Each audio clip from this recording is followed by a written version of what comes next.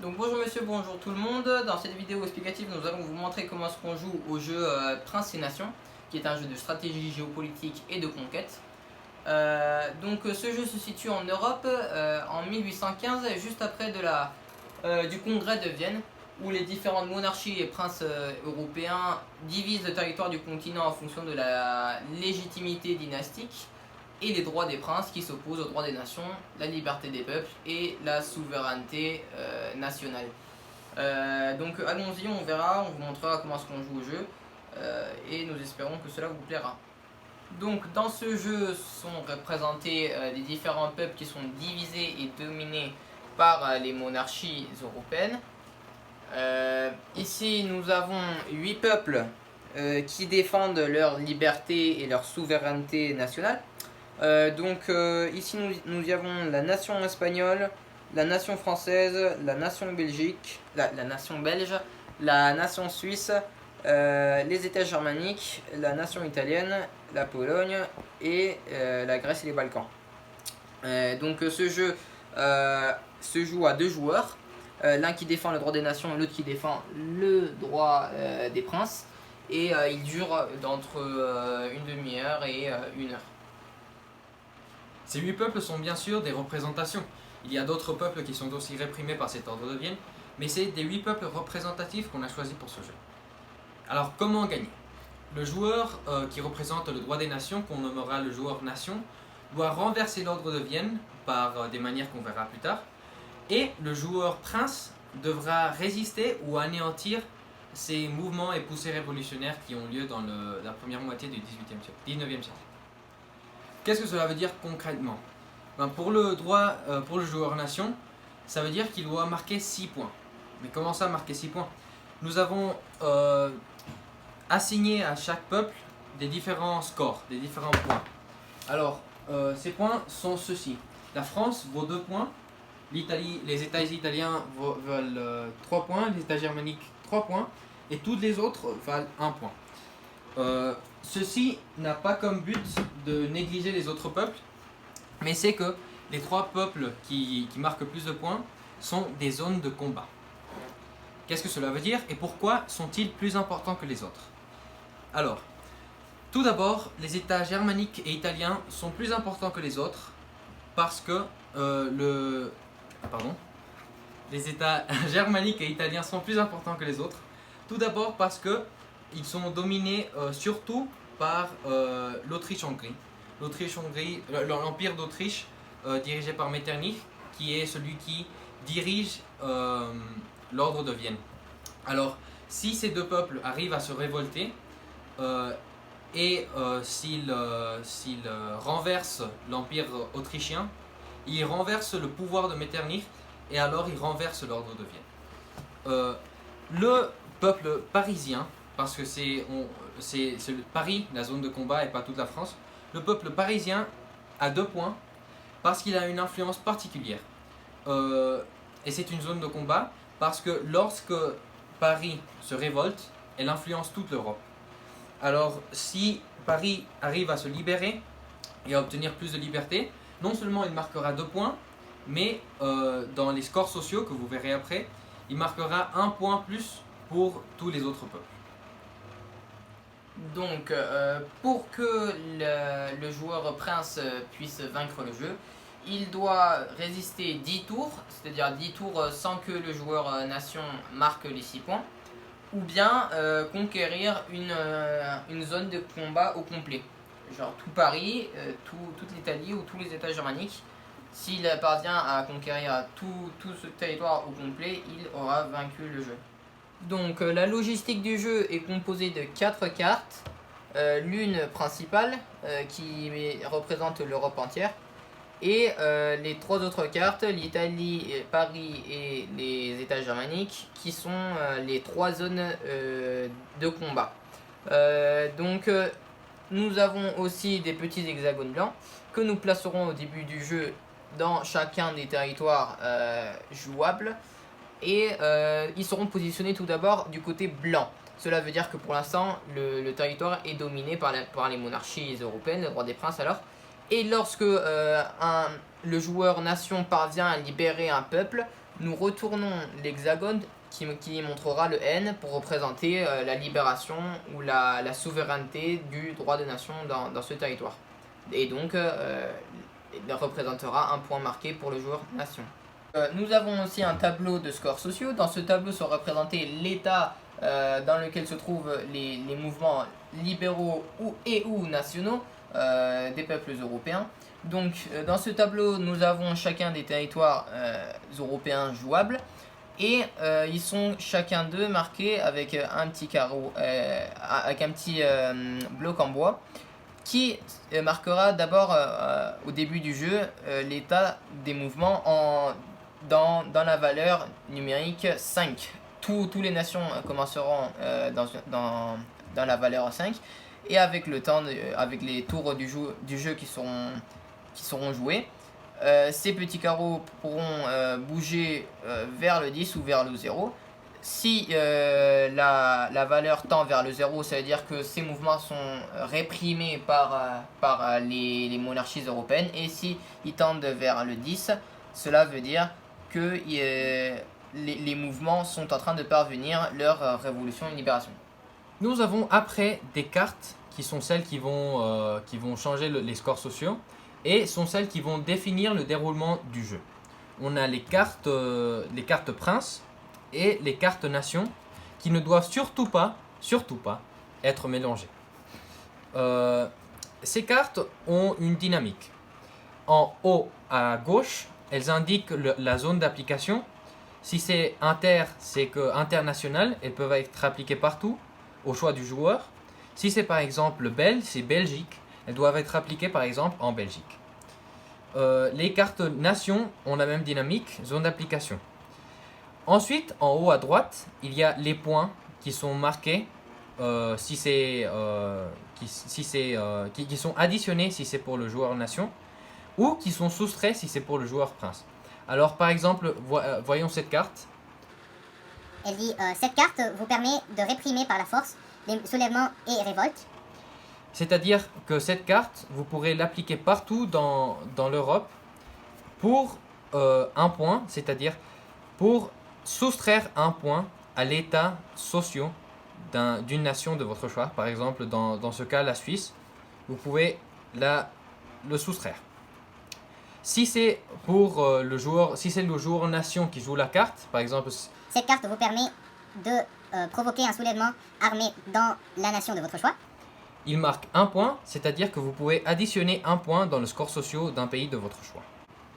Nous avons pour le joueur nation et pour le joueur prince, surtout deux types de cartes. Les cartes qu'on appelle cartes génériques, comme celle-ci, et les cartes événements. C'est des cartes qui montrent des événements historiques précis, qui marquent un peu plus l'histoire et donc qui ont un score plus élevé. Par exemple, celle-ci, de Giuseppe Mazzini, qui fonde la Jeune Italie à Marseille, marque 3 points pour le sentiment national des États italiens. Alors, si vous jouez cette carte, vous pouvez additionner aux scores sociaux des États italiens 3 points. C'est beaucoup. Ou par exemple, cette autre carte de répression des droits des princes, qui représente la massacre de Chios, qui est applicable dans la Grèce et les Balkans. Vous pouvez, comme joueur prince, donc si vous jouez cette carte, soustraire le score social des Grecs et Balkans de 3. Donc maintenant nous allons comprendre les dynamiques de combat, donc ici dans la zone de Paris. Il faut que vous sachiez, avant de vous l'expliquer, que cette dynamique de combat est exactement la même que dans le jeu de combat et de conquête appelé Risk. Donc si vous savez déjà jouer au Risk, vous pouvez skipper la prochaine explication. Sinon, vous trouverez beaucoup plus d'explications dans une annexe qu'on vous laissera adjointe à cette vidéo. Donc, ici nous pouvons voir sur la carte que nous avons des soldats de plusieurs couleurs. Les bleus pour les soldats bleus pour le joueur nation et les soldats orange pour le joueur prince. Donc Faut comprendre pour la logistique du jeu qu'un soldat commun vaut une unité, un cheval en vaut 5 et le canon en vaut 10. Par exemple, ici, nous trouvons dans cette région que nous avons 5 soldats. Nous pouvons les remplacer pour un cheval, par exemple. Donc, admettons que... oui, alors, je vais vous expliquer. Pour conquérir une région de l'ennemi, il faut envoyer une attaque d'une région du tableau qui est une frontière avec la région que nous voulons conquérir, juste si elles ont une frontière. Admettons ici que le joueur bleu veut conquérir ce territoire du joueur orange. Pour cela, il va lancer une attaque. Il décidera de lancer les dés. Et le joueur qui défendra sa nation en tirera ses dés tout de même. Donc, il se peut tout de même que le joueur nation, ici le joueur bleu, veuille attaquer avec une quantité spécifique de soldats. Il peut en attaquer avec 2. Avec 2 soldats, il utilisera un dé. Avec 3 soldats, il en utilisera 2. Et attaquer avec 3 ou plus de 3 soldats, il utilisera 3 dés. Le défenseur en utilisera 1 s'il défend avec un soldat et 2 s'il défend avec plusieurs soldats. Il faut dire qu'un joueur ne peut pas attaquer s'il n'a qu'une troupe, parce que lorsqu'il va conquérir l'autre territoire, il doit occuper les territoires, ces territoires. Alors s'il n'a qu'une troupe, il va conquérir ce territoire, mais il ne peut pas l'occuper. Alors que s'il a 2 troupes, s'il attaque avec 2 troupes minimum, il peut occuper le territoire depuis lequel il attaque et le territoire qu'il conquiert, dont il fait la conquête. Donc, admettons, comme je vous l'ai déjà dit, que nous voulons conquérir de la part bleue ici cette région orange. Je tire mes dés, j'en tirerai 3. Je décide d'attaquer alors avec 4 soldats. J'ai eu un dé de 6 et 2 dés de 4. Le défenseur tirera ses dés à son tour. Et il a 3 et 1. Nous regardons que le 3 est inférieur à n'importe lesquelles des valeurs des dés lancées par l'attaquant. Et le 1 aussi. Donc nous allons dire que l'attaquant vainc cette région. Et il conquérira ce territoire. Ces 2 soldats orange sont morts. Et il pourra déplacer la quantité de soldats qu'il veut. C'est-à-dire que le plus grand nombre obtenu par l'attaque est comparé au plus grand nombre obtenu par la défense. Mais attention, si il se donne le cas où nous avons les mêmes valeurs de dés pour l'attaquant et pour la défense, ça sera toujours la défense qui gagnera. Si on a un 3 et un 3, ça sera la défense qui gagnera et donc on perdra un soldat.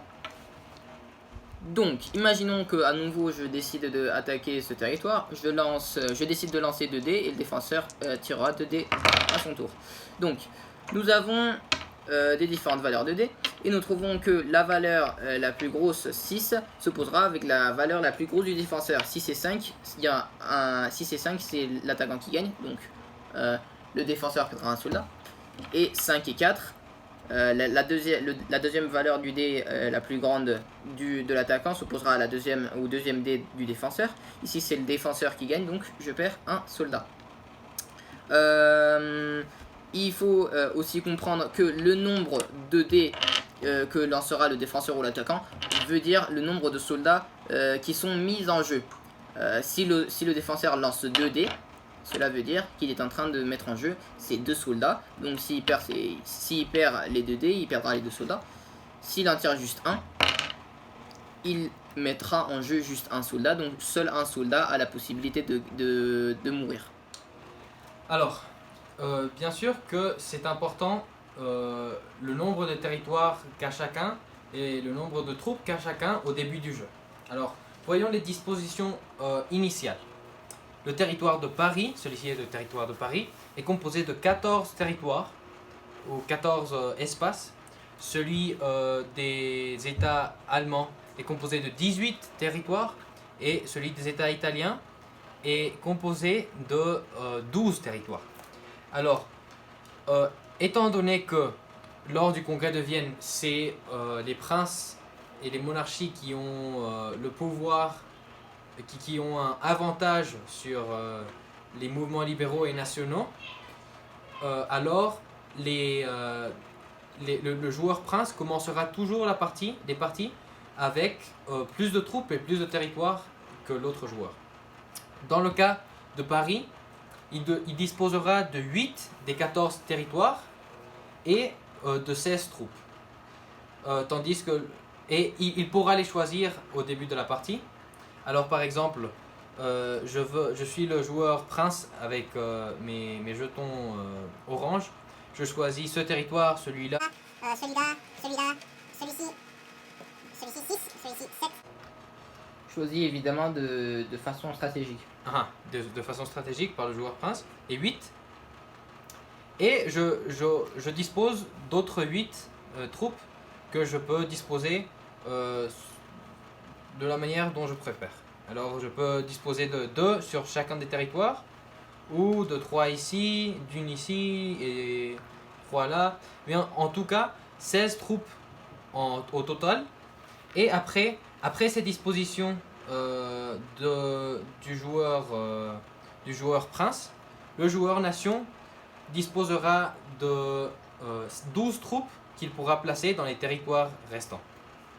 Ce sera le même cas pour les États germaniques, mais le joueur prince disposera au début de 11 territoires et de 22 troupes. Le joueur nation disposera de 7 territoires et de 14 troupes. Dans les États italiens, le joueur prince disposera au début de 7 territoires et de 14 troupes, et le joueur nation de des 5 territoires restants et de 10 troupes. Maintenant que les dispositions initiales de combat ont été faites, nous allons jouer et nous allons expliquer le tour à tour. Au début du jeu, le joueur nation prend 5 cartes au hasard. Celles-ci sont les 5 cartes que j'ai prises. J'ai eu 2 cartes génériques et 3 cartes événements. Et le joueur prince va prendre 3 cartes. Juste 3 cartes. Au hasard, par exemple ici, j'ai pris 3 cartes. J'ai eu 2 cartes événements et une carte générique. Le jeu va être commencé par le joueur nation qui va jouer 2 de ces cartes. Alors par exemple, je vais jouer cette carte générique que je vais appliquer au score social d'Espagne. Je vais l'augmenter de 1. Et après, je vais jouer cette carte événement qui parle d'Emilia Plater, qui marque 3 points. C'est une très bonne carte. Mais je ne peux la jouer qu'en Pologne, comme est indiqué ici. Alors je vais augmenter le score de Pologne de 3. 1, 2, 3. Si jamais j'arrive à 10 dans le score social d'un de ces pays, cela veut dire que le pays va être libéré. Alors si j'arrive à 10 en Pologne, l'hexagone qui était ici en Pologne va pouvoir être retourné et le territoire sera à moi, sera libéré par le droit des nations, et je marquerai un point comme joueur nation.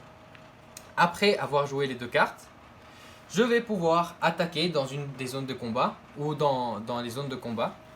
Par exemple, je vais attaquer dans ce cas seulement dans la zone de Paris, mais je pourrais aussi attaquer dans la zone Italie. Ceci n'est pas complété pour que vous compreniez mieux, mais normalement c'est complété par les dispositions initiales. Alors je vais attaquer, moi, droit des nations, avec ces 5 troupes, ce territoire qui n'a que 2. Alors je vais jeter 3 dés. J'ai eu 4, 4 et 3. Et maintenant le défenseur va me défendre avec 1 dé, parce qu'il ne veut mettre en jeu qu'un soldat. Et il a eu un 5. Le 5 est plus grand que le 4. Le 4 a été mon chiffre le plus grand. Alors je perds un soldat. Pourquoi un soldat? Parce que seulement un soldat a été mis en jeu. Je vais continuer à attaquer. 3, 3 et 1. Le défenseur va jeter un dé. Il a eu un 1. Le 1 perd avec le 3. Donc, comme il a mis en jeu un soldat, il perd un soldat. Et je vais attaquer jusqu'à conquérir. 3 dés. 6. 6 et 5. il va jeter un dé pour défendre. Il a eu un 1. Le 1 est inférieur au 6, alors il perd une troupe et je peux conquérir ce territoire. Je peux passer 2 troupes, je peux passer une troupe, je peux passer 3 troupes, mais je ne peux pas passer toutes les troupes parce que je laisserai ce territoire sans troupes qui le défendent. Maintenant que j'ai conquis, je décide de terminer mon tour et c'est le tour du joueur prince. Le joueur prince avec ses 3 cartes va jouer à son tour seulement une de ses cartes. C'est l'avantage qu'a le joueur prince. Le joueur nation, il peut jouer 2 cartes, tandis que le joueur prince ne peut jouer qu'une. Je vais jouer cette carte générique et je vais l'appliquer à la Pologne, parce que la Pologne a un score social qui est déjà très avancé et je ne veux pas qu'elle arrive à 10. Alors ce score, ce point va être soustrait au score social de la Pologne. Après avoir joué ma carte, je peux attaquer dans les zones de combat et je peux décider d'attaquer par exemple en Italie, dans les États germaniques ou en Pologne ou à Paris, pardon. Alors par exemple, maintenant imaginons que c'est moi, que c'est les bleus, le joueur prince, et c'est les oranges, le joueur nation. Je vais pouvoir attaquer ce territoire et si je vins, je vais conquérir ce territoire. J'ai oublié de dire que lorsque le joueur nation joue 2 cartes, après son tour, il va prendre 2 cartes. Et lorsque le joueur prince a joué sa carte, à la fin de son tour, il va prendre une autre carte pour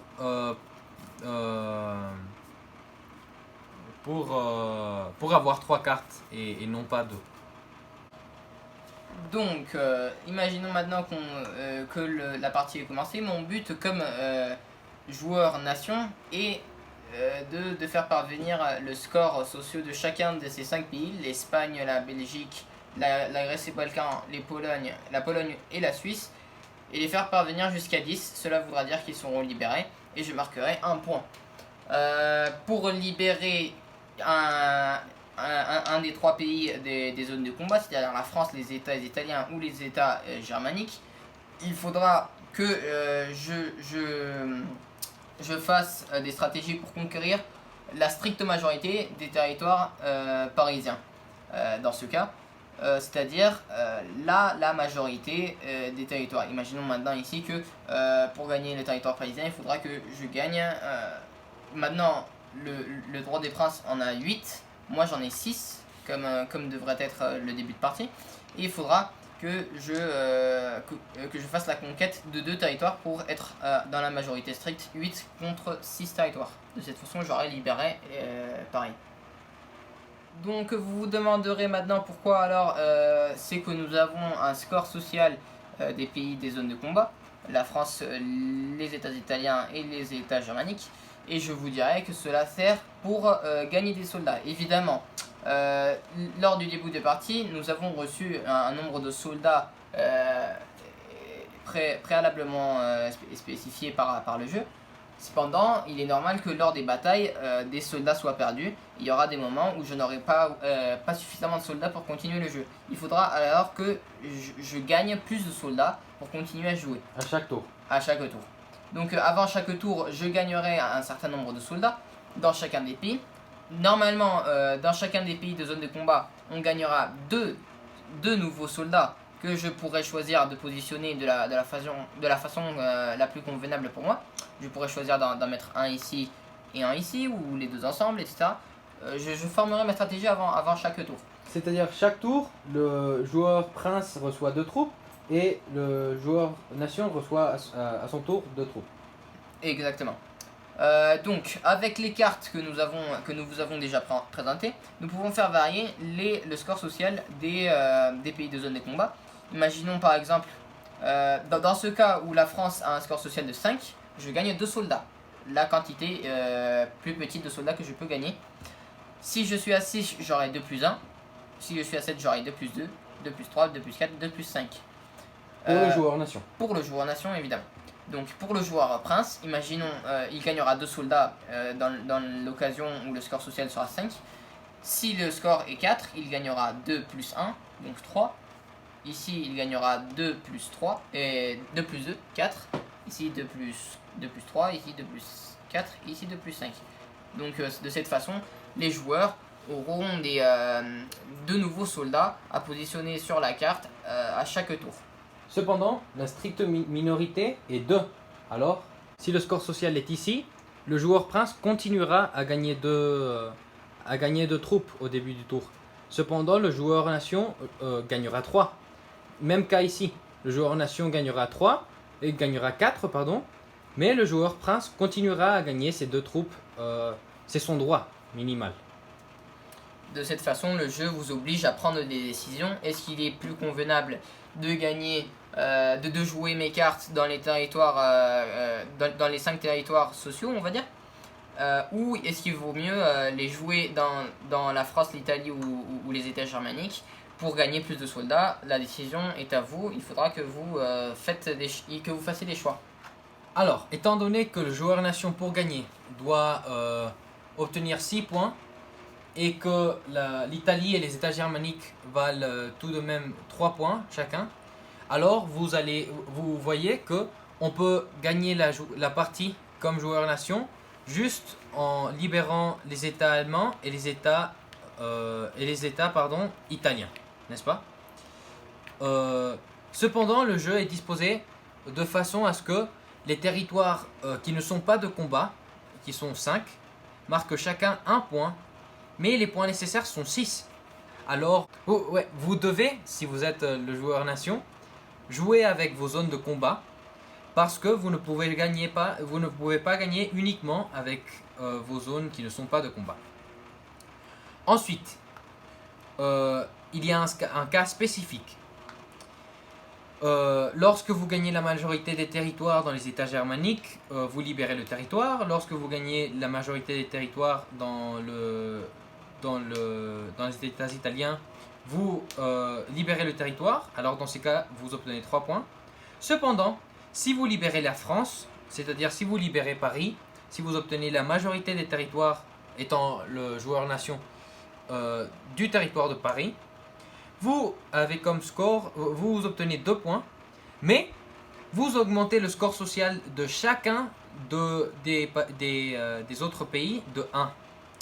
Pourquoi? Parce que les révolutions à Paris, la révolution de 1830 et la révolution de 1848, ont fortement influencé les poussées révolutionnaires partout en Europe. En récapitulatif, pour que le joueur nation gagne, il faut qu'il marque 6 points au bout de 10 tours. Et de l'autre côté, pour que le joueur prince gagne, il faut qu'il résiste les 10 tours sans que son adversaire marque les 6 points, ou bien faire la conquête d'un territoire de zone de combat au complet. Nous allons à présent simuler un tour pour que vous compreniez mieux les dynamiques d'un tour dans la pratique. Donc, pour commencer mon tour, il faut... Salvatore va être le joueur nation et je vais être le joueur prince. Exactement. Donc, pour commencer mon tour, il faut tout d'abord que je gagne mes nouveaux soldats. En France, par exemple, le score social est à 6. Et donc, ça fait le score minimal 2 plus 1, 3 soldats que je peux positionner en France là où je veux. Vous voyez que la partie est déjà commencée parce que les scores sociaux sont déjà modifiés. Alors Salvatore peut gagner 3 soldats en France et dans les États germaniques, il va gagner 2 plus 3, 4 soldats. Donc, je choisis de mettre mes soldats à Paris de cette façon. Imaginons, j'ai envie d'en mettre un là et un là pour renforcer beaucoup plus mes territoires. Maintenant dans les États germaniques, il a accès à 4 troupes pour positionner. Donc, mes 4 troupes, je vais les positionner une là. Puisque j'ai 5 soldats, je peux les remplacer par un cheval. De toute façon, le jeu sera plus facile à contrôler, à manier. Et mes autres 3 soldats, je vais les mettre dans cette région et je peux à nouveau le remplacer par un cheval. Très bien. Le jeu se positionnera maintenant de cette façon. Maintenant qu'il a pris les troupes du début du tour, il peut jouer ses cartes. Donc, mes cartes, comme il est normal, j'ai 5 cartes. Ma main se compose de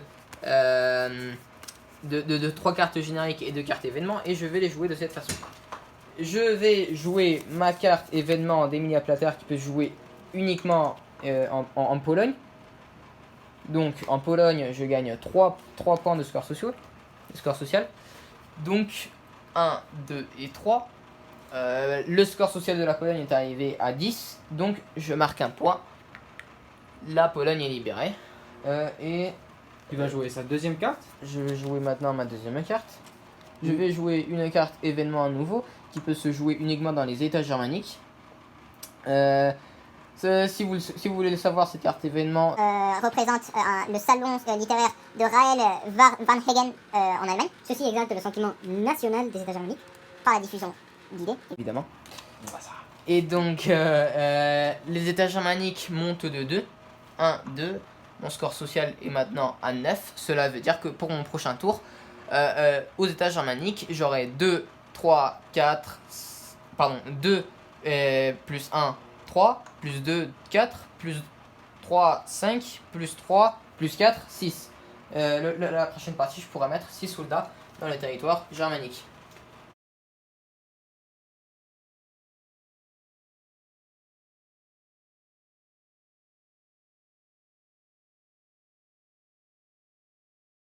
Alors, maintenant, c'est mon tour. Comme joueur prince, je dispose en France de 2 troupes nouvelles. Pourquoi? Parce que c'est le strict minimum. Je ne trouve pas des troupes. J'ai trouvé des troupes. Je vais positionner une des troupes ici. Ceci, je peux le remplacer par un cheval, puisque c'est équivalent à 5 troupes, n'est-ce pas? Et je peux positionner une autre troupe que je vais positionner ici.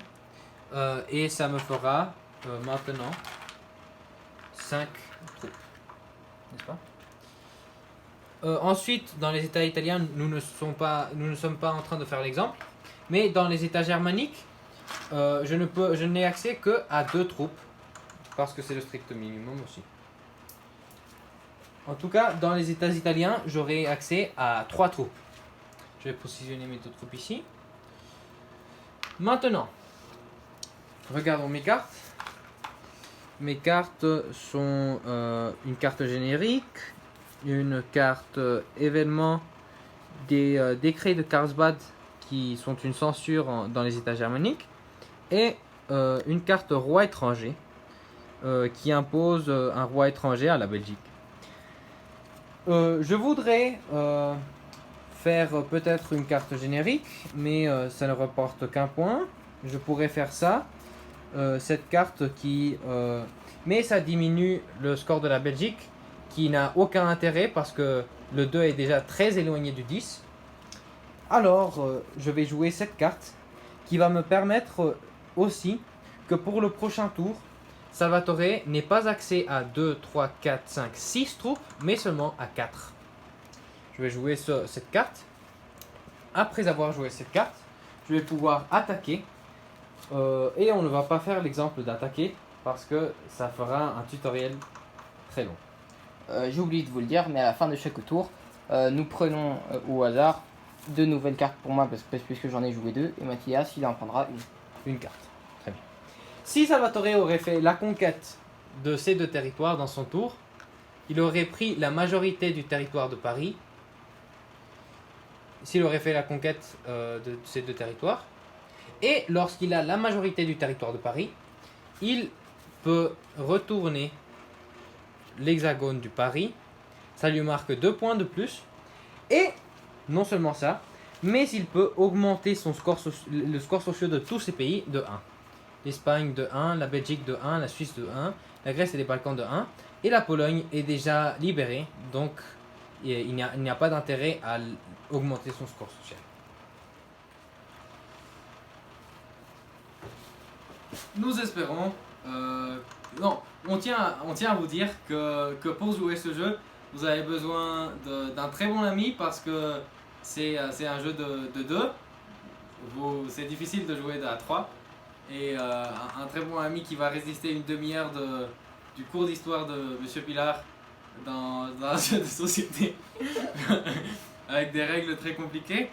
Vous avez aussi besoin d'une table très grande qui va résister les 4 cartes et le tableau des scores sociaux. Donc de cette façon, nous concluons notre vidéo explicative sur le jeu Prince et Nation.